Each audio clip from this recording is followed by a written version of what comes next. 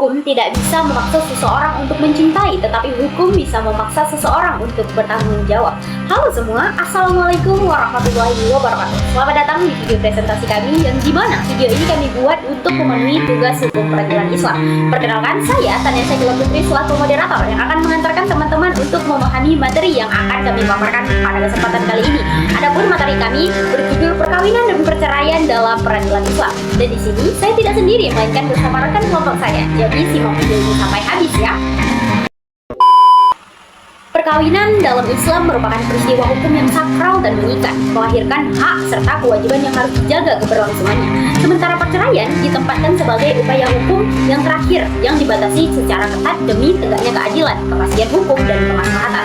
Oke baik, di sini saya tidak akan menjelaskan materi ini sendirian, tetapi akan disampaikan oleh pemateri Gen Z kita. Jadi selamat mendengarkan. Halo semuanya, perkenalkan aku Rini Rifani. Jadi aku di sini akan membahas tentang pengertian perkawinan dan juga sumber-sumber hukum. Seperti yang telah dijelaskan di dalam Undang-Undang Nomor 1 Tahun 1974 Pasal 1 tentang perkawinan, yang mengatakan bahwa perkawinan adalah ikatan lahir batin antara seorang pria dan seorang wanita dengan tujuan membentuk keluarga ataupun rumah tangga yang bahagia dan kekal yang berdasarkan ketuhanan yang Maha Esa. Nah, adapun sumber-sumber hukumnya juga ada beberapa poin. Yang pertama yaitu terdapat pada Undang-Undang Nomor 1 Tahun 1974 tentang perkawinan yang tadi aku sebutkan, dan yang kedua ada Peraturan Pemerintah Nomor 9 Tahun 1975 tentang pelaksanaan Undang-Undang Perkawinan. Dan yang ketiga ada hukum agama atau untuk umat Islam saja, yaitu KUH Perdata untuk semua Kristen ataupun Katolik, kitab hukum kanotik dan lain-lain. Dan yang keempat ada adat dan tradisi setempat. Dalam hal ini yaitu tidak bertentangan dengan hukum negara. Oke baik, slide selanjutnya akan dilanjutkan oleh kawan saya berikut. Halo teman-teman semuanya, perkenalkan saya Mahdiatul Askia. Selamat datang di video kami. Di sini saya akan menjelaskan tentang kelanjutan dari materi teman saya tadi, yaitu tentang sejarah perkawinan dalam Islam dari masa Rasulullah SAW hingga Khulafaur Rasyidin. Ini bukan cuma cerita masa lalu, tapi pelajaran berharga tentang bagaimana Islam mengubah tradisi jahiliyah menjadi pernikahan yang adil, sederhana, dan penuh makna. Bayangkan, di zaman itu pernikahan bukan soal kemewahan, tapi fondasi rumah tangga yang kokoh. Yuk kita ikut narasi satu persatu biar mudah dipahami dan bikin kita semakin sayang syariat Islam. Yang pertama, mari kita masuk ke dalam masa Rasulullah SAW. Di sana, pernikahan dilakukan dengan cara yang sangat sederhana, tapi setiap detailnya penuh makna syariat. Rasulullah sendiri jadi teladan utama. Dia menikah tanpa pamer kekayaan, menunjukkan bahwa pernikahan itu soal ikatan hati, bukan status sosial. Contohnya, saat menikahi Siti Aisyah radhiyallahu anhu, mahar yang diberikan hanyalah perhiasan sederhana senilai 500 dirham, bukan yang mahal-mahal, tapi bermakna sebagai simbol keberkahan. Lalu selanjutnya ada saksi dan ijab kabul sebagai inti akan nikah yang bikin pernikahan sah di mata Allah dan masyarakat. Rasulullah juga menghapus tradisi buruk jahiliyah seperti perkawinan waris, di mana wanita diwarisi oleh ahli waris suami, pernikahan tanpa wali, dan perceraian seenaknya tanpa alasan yang sah. Semua ini dihapus untuk melindungi hak perempuan dan jaga keadilan. Lanjut ke masa Khulafaur Rasyidin, yaitu ada Abu Bakar, Umar bin Khattab, Utsman bin Affan, dan Ali bin Abi Thalib. Di sini praktik perkawinan tetap mengikuti ajaran Nabi SAW, yaitu dengan adanya wali, saksi, mahar yang wajar, akad sederhana, dan walimah yang tidak berlebihan. Abu Bakar radhiyallahu anhu melanjutkan tanpa banyak ubah, menekankan kesederhanaan mahar dan keadilan bagi perempuan. Seperti kasus di mana dia membantu wanita miskin nikah tanpa beban. Selanjutnya ada Umar bin Khattab radhiyallahu anhu. Beliau mengkritik mahar yang terlalu tinggi yang membuat orang susah dan melarang nikah mut'ah, yaitu pernikahan sementara atau nikah kontrak, dan tegas atur nafkah serta perlindungan perempuan. Seperti kasus di mana dia membatalkan talak yang dijatuhkan seorang suami saat marah karena talak emosional tidak sah agar tidak adanya penyesalan. Ada Utsman bin Affan radhiyallahu anhu melanjutkan kebijakan lembut, jaga ketertiban hukum perkawinan tanpa paksaan. Terakhir ada Ali bin Abi Thalib radhiyallahu anhu, tekankan akhlak dan tanggung jawab rumah tangga, kasih ijtihad yang banyak untuk kasus nikah, talak, dan nafkah, seperti kasus di mana dia putuskan hak perempuan dengan adil. Keseluruhannya, pernikahan di masa ini tetap sederhana, pegang syariah, lindungi hak perempuan, dan pastikan pernikahan yang adil. ini menjadi bukti bahwa Islam itu tidak statis tapi adaptif untuk melindungi umat. Jadi teman-teman, sejarah ini ajarkan kita bahwa pernikahan Islam itu bukan cuma sejarah Islam itu fondasi masyarakat yang kuat, dari sederhana Rasulullah hingga bijak Khulafaur Rasyidin, semuanya untuk keadilan dan keberkahan. Saya Nafisa Fadiyar ini dengan NIM 2405196 akan membahas tentang masa dinasti Islam. Perkawinan pada masa dinasti Islam mengalami perkembangan yang signifikan seiring berkembangnya fikih, struktur pemerintahan, serta kondisi sosial masyarakat. Meskipun setiap dinasti memiliki karakteristik hukum dan kebijakan sendiri, semuanya tetap berlandaskan pada syariat Islam. Yang pertama, itu ada dinasti Umayyah, menjadi awal penataan sistem hukum nikah secara lebih struktur. Praktik perkawinan mulai diatur dalam pemerintahan pusat dan muncul istihad baru yang menyesuaikan kondisi sosial. Yang kedua, ada dinasti Abbasiyah. Pada masa ini, fikih perkawinan berkembang sangat lengkap. Mazhab-mazhab besar Islam seperti Hanafi, Maliki, Syafi'i, dan Hambali merumuskan aturan rinci mengenai wali, mahar, talak, hak istri, nafkah, dan perangkat. Yang ketiga ada dinasti Fatimiyah, dipengaruhi fikih Syiah, Ismailiyah, dan beberapa aspek aturan nikah berbeda dari fikih Sunni seperti posisi wali yang tidak selalu menjadi syarat utama, serta pengetatan dalam aturan perceraian. Yang keempat ada dinasti Ayyubiyah, Mamluk merupakan fikih Sunni, terutama mazhab Syafi'i. Pada masa ini syarat-syarat nikah diperkuat dan kontrak pernikahan syurut an-nikah sering digunakan untuk melindungi hak perempuan. Yang kelima ada dinasti Utsmaniyah, mulai menerapkan pencatatan perkawinan secara resmi oleh pengadilan syariah. Pada masa ini hukum keluarga mulai dikodifikasi hingga lahir majalah Al-Hakam, Al-Hadiyah yang menjadi tonggak penting dalam sistem hukum keluarga Islam. Selanjutnya masa kolonial hingga modern. Pada masa penjajahan Belanda, hukum perkawinan diatur berdasarkan golongan penduduk atau politik hukum kolonial. Diatur dalam Bordelaise Wetboek atau BW KUHP Perdata, perkawinan bersifat sipil, wajib dicatat oleh negara. Menggunakan aturan kolonial khusus dan adat masing-masing, pencatatan mulai diterapkan secara terbatas. Perkawinan tetap menggunakan hukum Islam dan adat, tetapi diawasi oleh pemerintahan kolonial. Pada tahun 1882, Belanda membentuk pengadilan agama atau Vrijstaat yang menangani nikah, talak, rujuk, waris, namun kewenangannya dibatasi. Belanda tetap ingin mengontrol sistem hukum Islam. Pada masa modern, hukum perkawinan mulai dikodifikasi dan diatur secara sistematis oleh negara untuk memberikan kepastian hukum. Negara-negara mayoritas muslim membuat undang-undang perkawinan yang mengatur pencatatan nikah, batas usia menikah, hak kewajiban suami istri, pembatasan poligami, serta prosedur talak dan cerai melalui pengadilan. Tujuannya adalah melindungi perempuan, anak, dan stabilitas keluarga. Meskipun tetap berlandaskan syariat Islam, regulasi modern menekankan prinsip keadilan, kesetaraan, dan perlindungan hukum sesuai perkembangan sosial masyarakat. Contoh penerapan, seorang istri dapat mengajukan gugatan cerai ke pengadilan agama jika suami tidak menafkahi selama 3 bulan berturut-turut, sesuai dengan KHI pasal 119 huruf F. Peran pejabat dalam perkawinan. Zaman Rasulullah SAW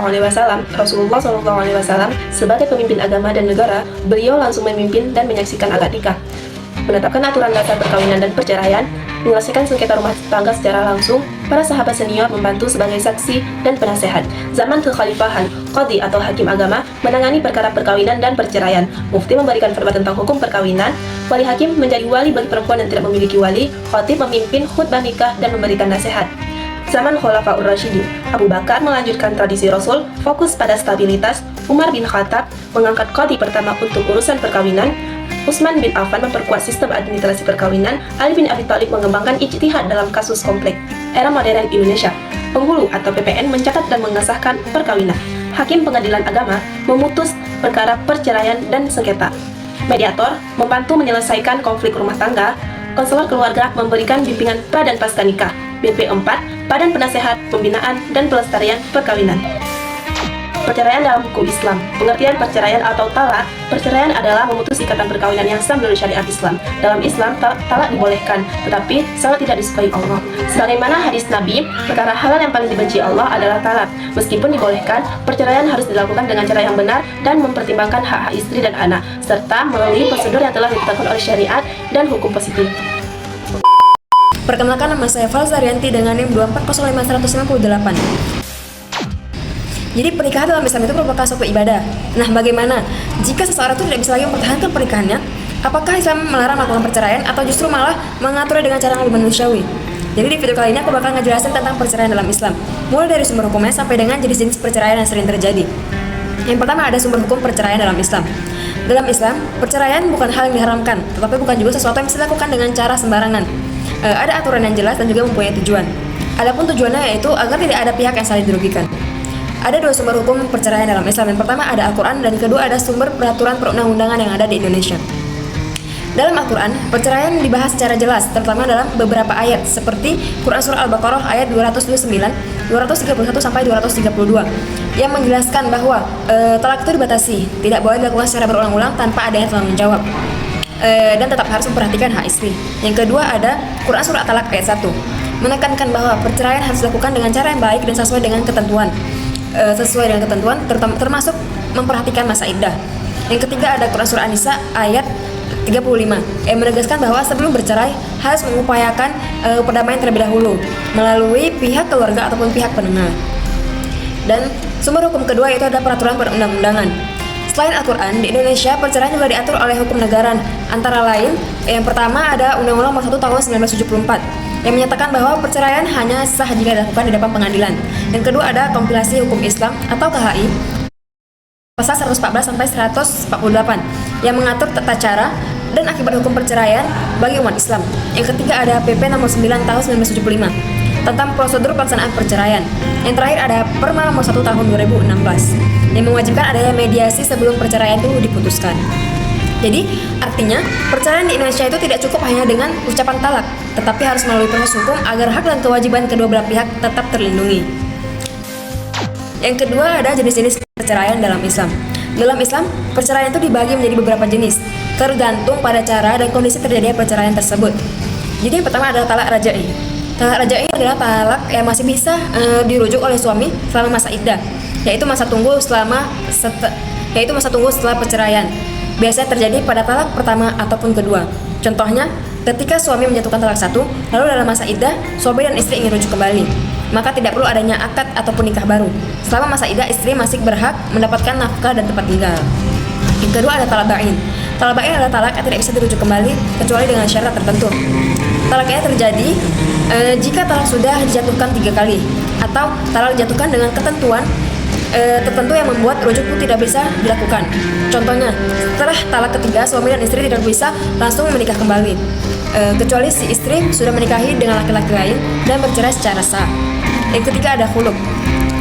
Khuluk itu perceraian yang diminta oleh istri dengan cara menebus dirinya kepada suami, biasanya dengan mengembalikan mahar ataupun harta tertentu. Khuluk biasa terjadi ketika istri sudah tidak mampu melanjutkan rumah tangga, meskipun sudah tidak melakukan kesalahan berat. Contohnya, istri mengajukan cerai dan bersedia mengembalikan mahar sebesar 10 juta rupiah agar pernikahan dapat diputuskan. Terakhir ada fasakh. Fasakh ini perceraian yang diputuskan oleh hakim karena adanya alasan tertentu ataupun ada alasan yang kuat. Misalnya, suami itu tidak bisa lagi memberi nafkah, suami mengidap penyakit berat, dan suami menghilang ataupun melakukan kekerasan. Contohnya, istri mengajukan gugatan ke pengadilan agama karena suami tidak memberi nafkah selama 6 bulan, lalu hakim memutuskan pernikahan tersebut. Jadi, inilah sedikit penjelasan tentang sumber-sumber hukum perceraian dan juga jenis-jenis perceraian yang terjadi. Assalamualaikum warahmatullahi wabarakatuh. Halo semuanya, perkenalkan nama saya Nabila Ulfa dengan NIM 2405191. Di sini saya akan menjelaskan tentang perkembangan sejarah perceraian dan penyelesaian kasus. Jadi, perceraian ini dibagi menjadi 3 periode. Yang pertama itu pada zaman Rasulullah, yang kedua itu pada zaman Khulafaur Rasyidin, dan yang ketiga itu pada zaman modern. Pada zaman Rasulullah, talak itu diatur langsung oleh Rasul, disaksikan dan memiliki syarat yang ketat. Perceraian hanya dilakukan dengan alasan yang kuat dan proses yang bermakna. Yang kedua itu pada zaman Khulafaur Rasyidin. Pada zaman Khulafaur Rasyidin, perceraian diawasi oleh qadhi atau hakim. Suami tidak boleh semena-mena. Khalifah Umar bin Khattab membatalkan talak yang dijatuhkan dalam keadaan marah. Dan yang ketiga itu pada zaman modern. Pada zaman modern, perceraian wajib dilakukan oleh pengadilan agama agar tercatat secara hukum dan melindungi hak istri serta anak. Semua jenis perceraian harus didaftarkan di pengadilan agama. Oke, selanjutnya saya akan memberikan contoh kasus beserta cara penyelesaiannya. Kasus yang pertama ini kasus talak raj'i. Talak raj'i ini seorang suami menjatuhkan talak satu kepada istrinya karena dia marah. Namun, istrinya ini masih berhak mendapatkan nafkah dan tempat tinggal selama 3 bulan iddah. Jika dalam masa iddah suaminya ini menyesal, dia bisa merujuk istri tanpa perlu akad nikah yang baru. Pengadilan agama mencatat talak ini untuk kepastian hukum. Pada kasus yang kedua ini, kasus fasakh. Seorang istri mengajukan gugatan fasakh ke pengadilan agama karena suami tidak memberikan nafkah selama 8 bulan. Hakim mendengarkan bukti dari istri, memeriksa kemampuan finansial suami, dan akhirnya menetapkan perceraian fasakh. Istri berhak mendapatkan nafkah iddah, nafkah mut'ah, dan hak asuh anak. Selanjutnya saya akan menyebutkan peran peradilan dalam perkawinan dan perceraian. Yang pertama itu menjaga keabsahan akad nikah. Yang kedua itu menyelesaikan sengketa rumah tangga. Yang ketiga itu menetapkan hak pasca perceraian. Dan yang keempat itu menegakkan keadilan dan kemaslahatan. Adapun kesimpulannya adalah perkawinan dalam Islam merupakan ibadah yang bersifat sakral dan bertujuan membentuk keluarga yang sakinah, mawaddah, dan rahmah, sehingga harus dijalankan dengan penuh tanggung jawab sesuai tuntutan syariat dan hukum negara. Sementara perceraian meskipun dibolehkan, tetapi tetap menjadi jalan terakhir yang hanya dapat ditempuh setelah upaya perdamaian itu gagal, serta melalui mekanisme hukum yang ketat. Hal ini mencerminkan harmonisasi antara hukum Islam dan hukum nasional di Indonesia yang bertujuan memberikan kepastian hukum sekaligus melindungi suami, istri, serta anak sebagai bagian dari upaya mewujudkan keadilan dan kemaslahatan umat. Hukum hadir bukan untuk mempermudah perpisahan, melainkan untuk menjaga keadilan. Oke baik, saya selaku moderator mohon pamit undur diri. Mohon maaf atas segala keterbatasan. Semoga video ini bermanfaat bagi yang menyaksikan. Saya akhiri, billahi taufiq wal hidayah. Wassalamualaikum warahmatullahi wabarakatuh. Sampai jumpa.